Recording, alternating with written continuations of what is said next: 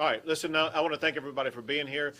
We have a lot of guests here who I will introduce as they begin their presentation. However, before I do that, there will be one person that I introduce right now, and that is Sheriff Wayburn, who is our host here today, who has been involved and committed to addressing the challenges of fentanyl right here in the Tarrant County area and candidly across the entire state of Texas for a long time now. We are here to talk about fentanyl, and we're here from the law enforcement side, from the state side, but also from the victim side. It's essential that you hear firsthand from families that have been devastated by the incredible proliferation of fentanyl in Texas and across the United States of America. Let me set it up this way. Sometimes questions arise, Governor, why do you have so many people deployed to the southern border? Why is it you're spending so many taxpayer dollars on trying to secure the border? Why is it that we have, as we speak right now, 10,000 National Guards, as well as Texas Department of Public Safety officers working to secure the border? Why is it that we're building a wall? Why is it we're trying to arrest people who are coming across the border? You're going to learn today all those efforts are necessary for a multitude of reasons, but one profound reason. Those efforts are needed to make sure that Texas is doing everything we can to prevent deadly fentanyl from coming into our state. Most of fentanyl comes from China through Mexico, brought across the border by cartels. And it's infiltrating our communities, our families, our schools. Very importantly that you understand, Texas law enforcement alone, for the past year alone, has seized enough fentanyl to kill every man, woman, and child in Texas, California, New York, Florida, and Illinois combined. They've seized more than 225 million deadly doses of fentanyl. A deadly dose of fentanyl is just 2 milligrams. It's almost imperceptible to the eye. But if consumed, it's deadly.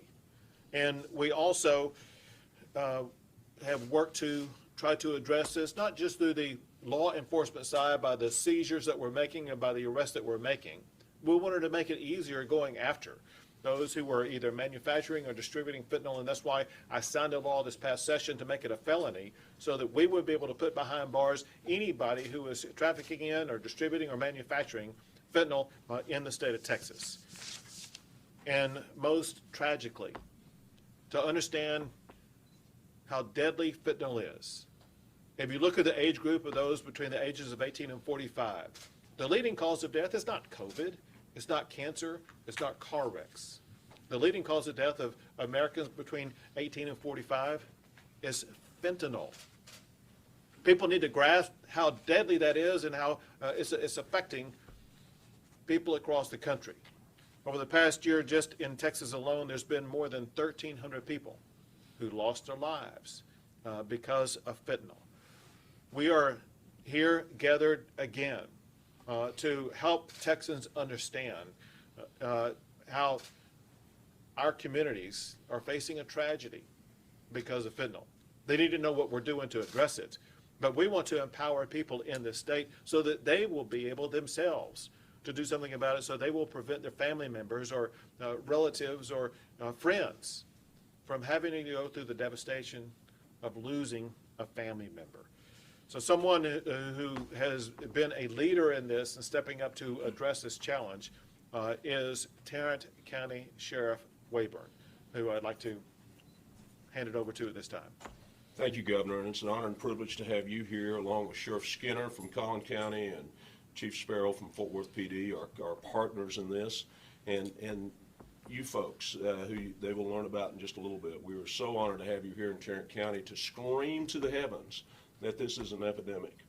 And, you know, in a recent RAND study said, just as the governor said, that was commissioned by Congress that just came out, that this is more deadly than car crashes or homicides or firearm activity that we hear about on the 5 o'clock news every day, that this is taking more lives.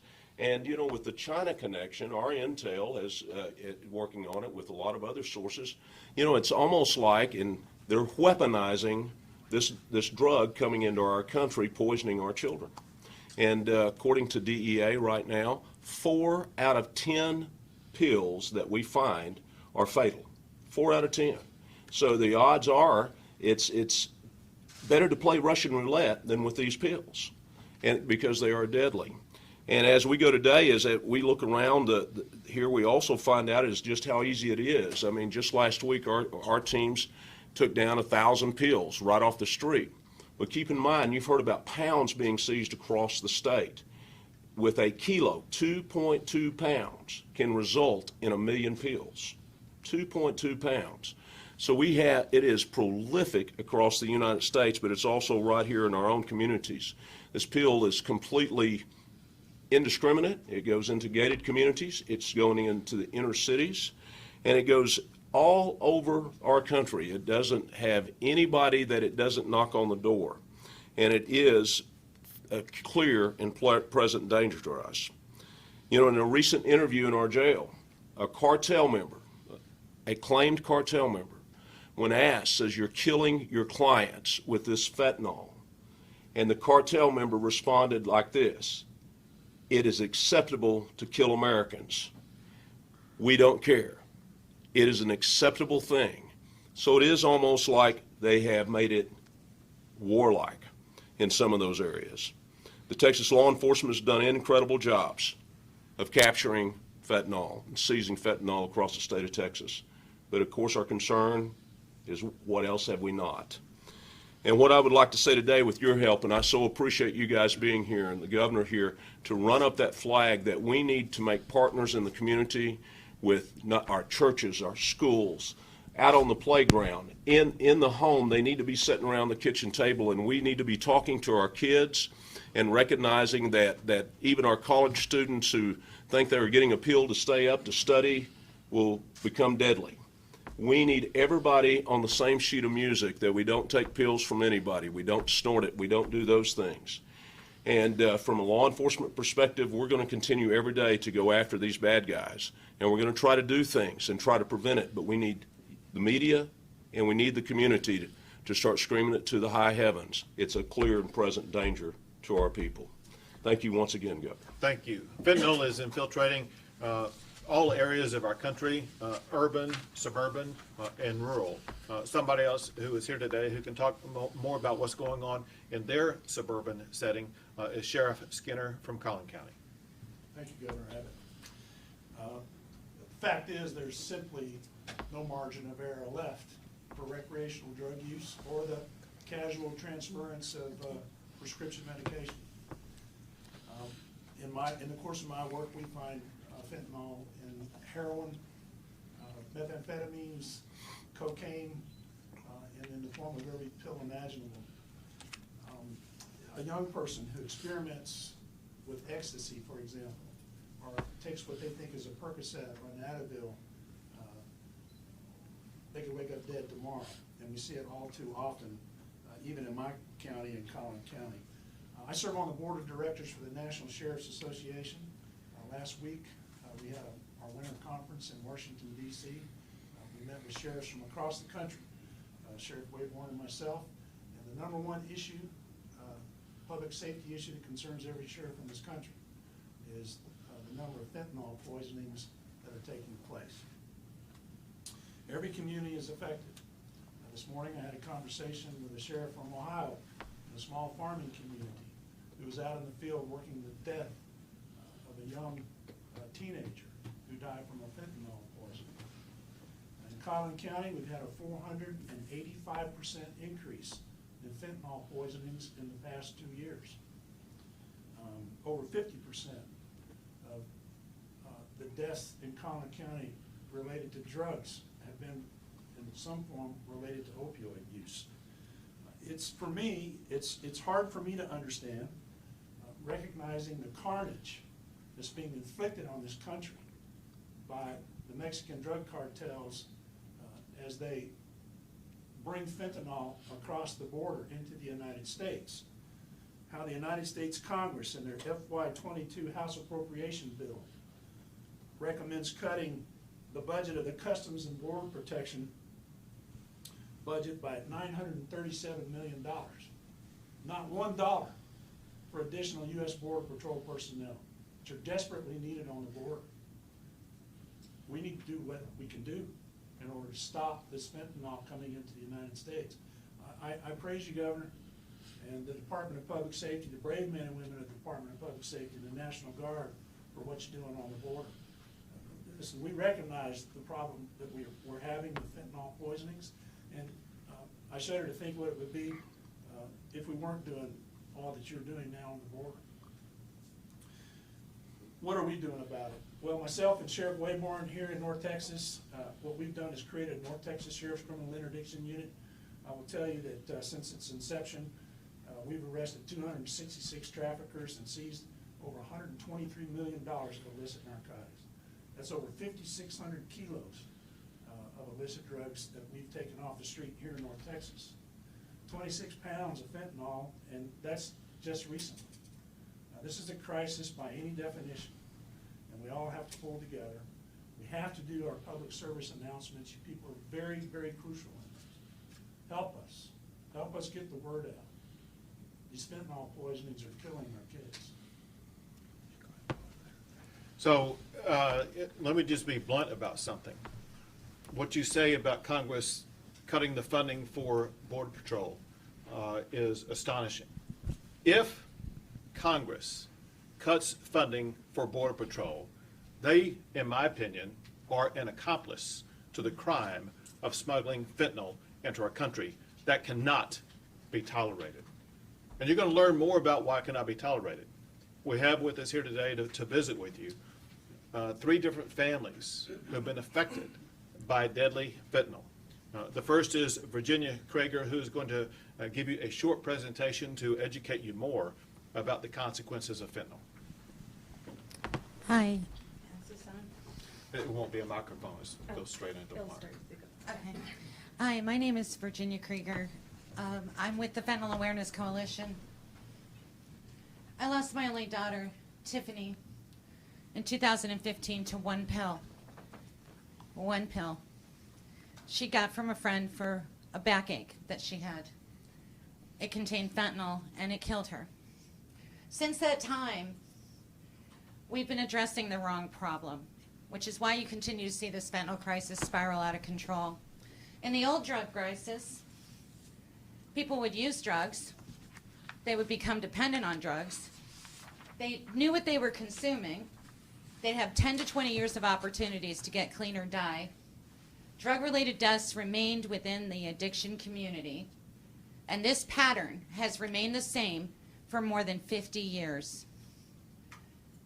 The new paradigm, which began in 2013 with the introduction of illicit fentanyl into the United States, we've had an influx of lethal counterfeit pills which mimic trademark pharmaceutical products like Percocet, Adderall, Vicodin, oxycodone, OxyContin.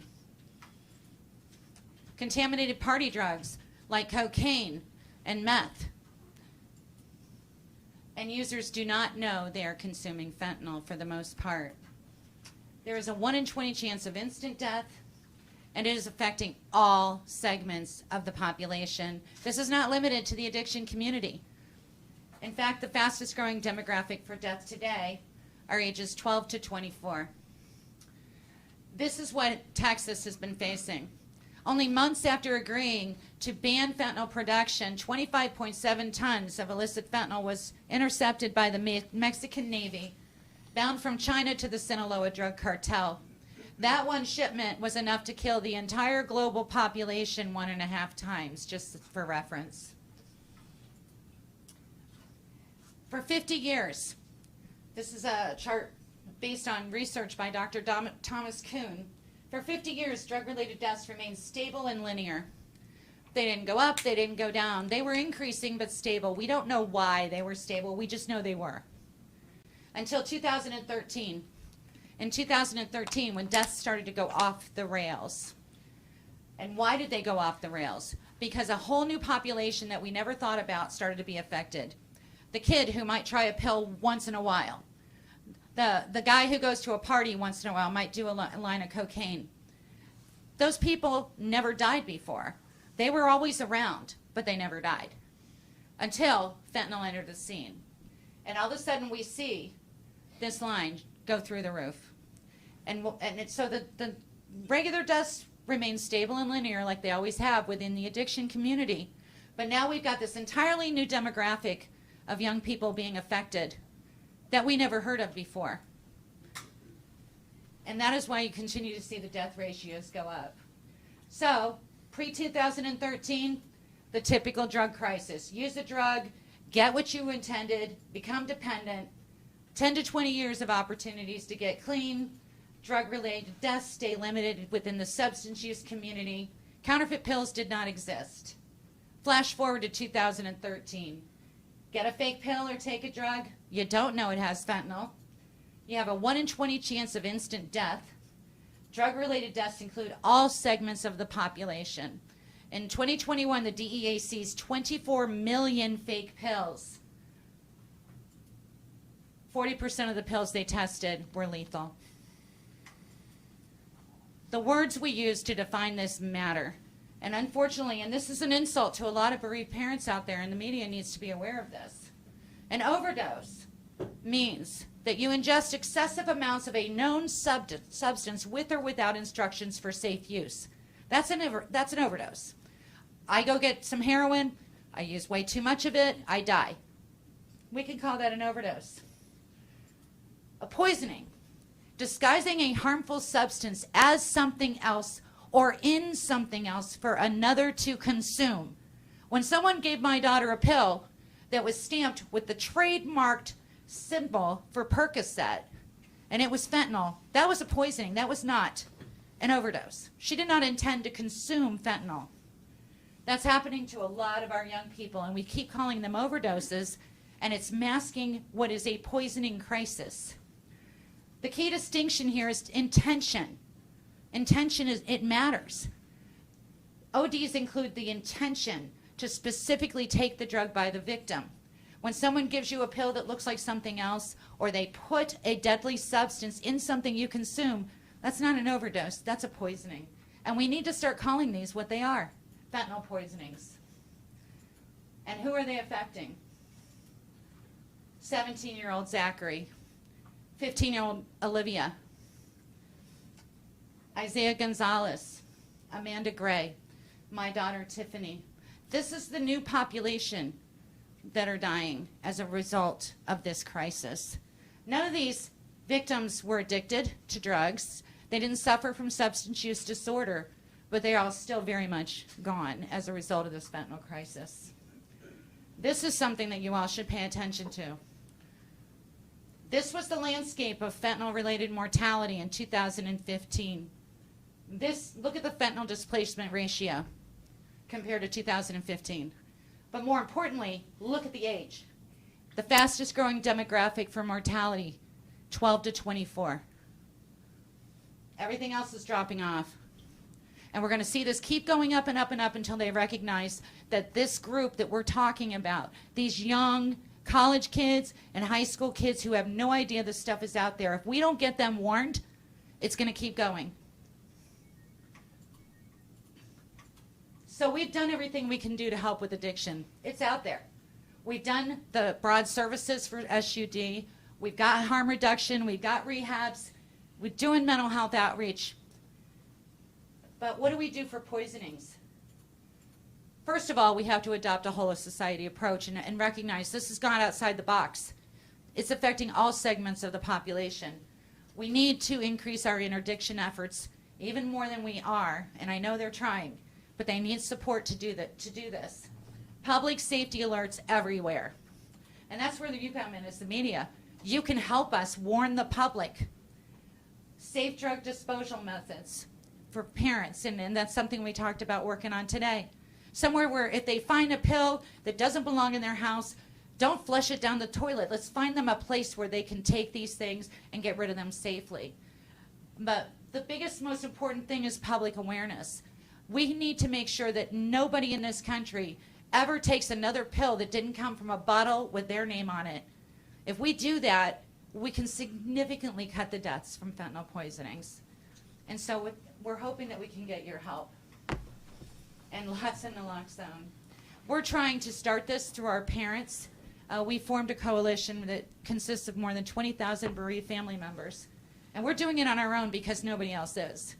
But we're starting to get out there. We're talking to the schools. We're reaching out to these kids. We're putting out posters, and we could sure use your help to get these warnings out to these kids.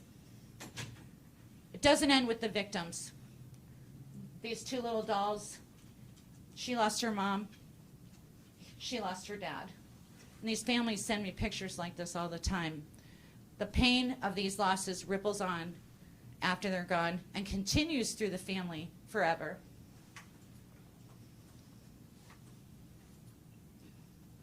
This is our new banner project that we just started, and we'll have probably before we're done 30 of these listing victims of illicit fentanyl poisonings.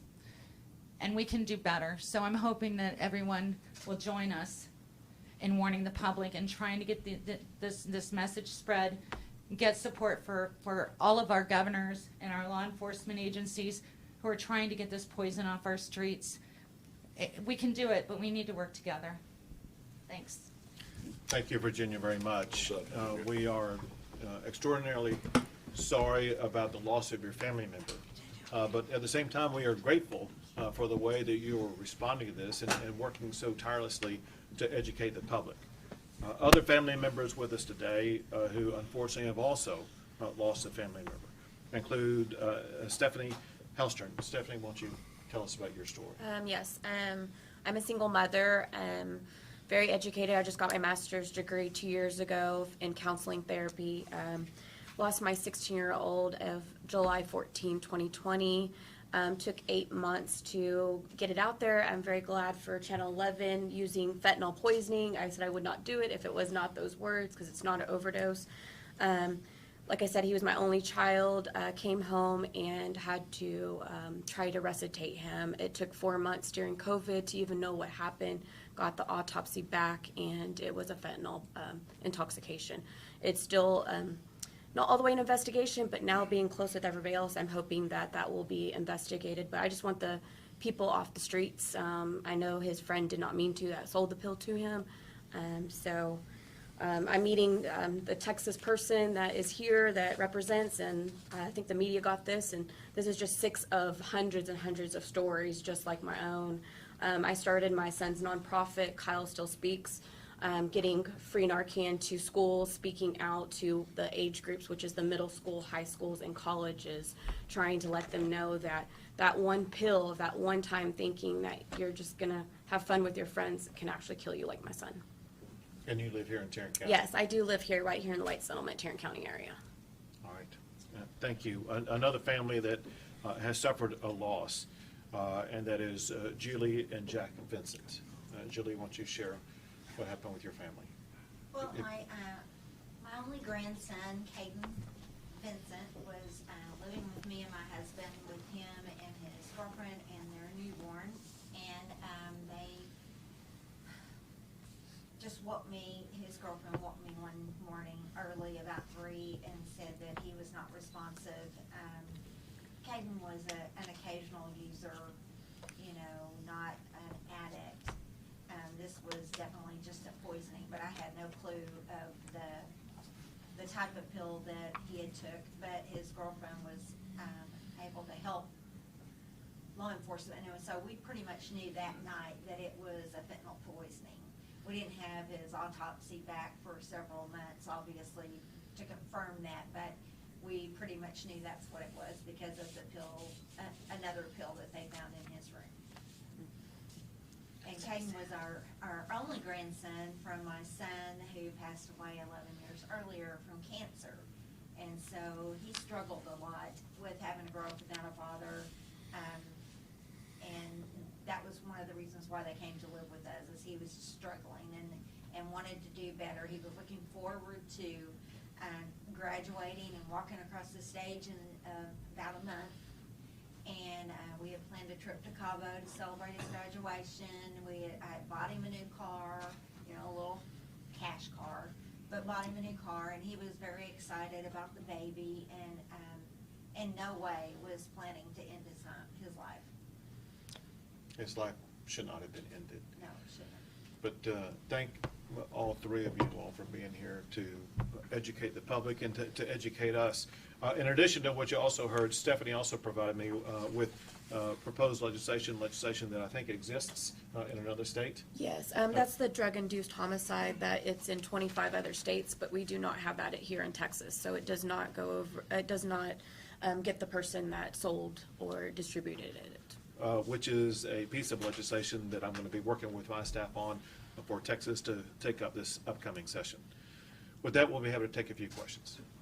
And there's a high-profile federal trial happening right now in town related to a fentanyl death. One of the things that we've heard, Stephanie kind of mentioned it from some families we've talked to, is they don't see a lot of investigations into individual cases. So a question, I guess, for the local law enforcement in the room is, why is that? Is there any intention to change that? And if not, why not?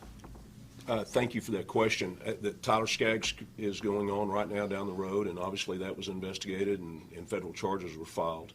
We have, for the last year or so, been vigorously involved with DEA, where they have an ability to do some of these investigations as we track them. Now, we had 197 overdose or poisoning deaths of fentanyl last year in Tarrant County, and most of those have been looked into for the most part, and we're going to continue to do that at the Tarrant County level and see what we either bring federal charges or state charges. A lot of times the feds will take it over or adopt the case, but we've been intimately involved in those things and continue to do that. And we'll do that, and regardless of where they come from. This, as I said earlier, this drug is indiscreet. It'll go everywhere. Another thing that we learned today, that we will be working on a paradigm shift, and that is, in the past, and maybe currently, it's been treated as an overdose. Going forward, we seek to treat this as a poisoning. Which makes it a full-fledged homicide. Yes. Other questions? All right. Thank y'all very much. Thank you all. Thank you. You just made my day. You made my whole Yes, the year paradigm with shift. what you just said. Thank you so much. Yes, I Thank you all. Honestly, I think it you have no idea what it will mean to families to know that you're adopting this. And if you do it, then we can get other states to start to do it with us, and maybe we can turn this around. So, just thank you so much. Thank you. Yes, can you I'm so sorry. I talked to a mom. The mom printed out very well. And she lost her 2-year-old cash. Just completely innocent. Oh, it's been 7 years this month for me with Tiffany, and thank you. when you lose your child, it doesn't go away. You know, people say time heals all wounds, and I said, whoever that was never buried a child. But, It should not have to happen. yeah, and it just means the world to me to hear you say that, because I hope that you'll become a leader in how we should be handling these and treating them as poisonings. And if we do that, we can turn this whole thing around, you know. Sure, one thing about governors is we have a governor's organization where we work together. I'm kind of surprised that 25 states have adopted this law. I've never heard about it. Yeah. Well, I think that there's so much been going on. It's really hard to keep track of it all, but that's incredibly special. So I really appreciate that. I know Stephanie liked it. Yes, it was very good. I'm so sorry. I was telling her, I think I told you I lost a good That was friend. just I talked to wonderful. his mom tonight. And they're here locally? They're in Boston. Okay. And she was just completely Yeah. Oh, it's hard. just Yeah. It's been hard. There's nights that sometimes, like, this is the only thing that gets me out of bed sometimes. Yeah. you need something to get you out. That and me, I get on her and message her. Yeah. Yes. And the good thing is you see the mission, you embrace the mission, you're using the mission. Yes. So my next question is, okay, as a government, I know y'all are doing some state government, and to me that's just being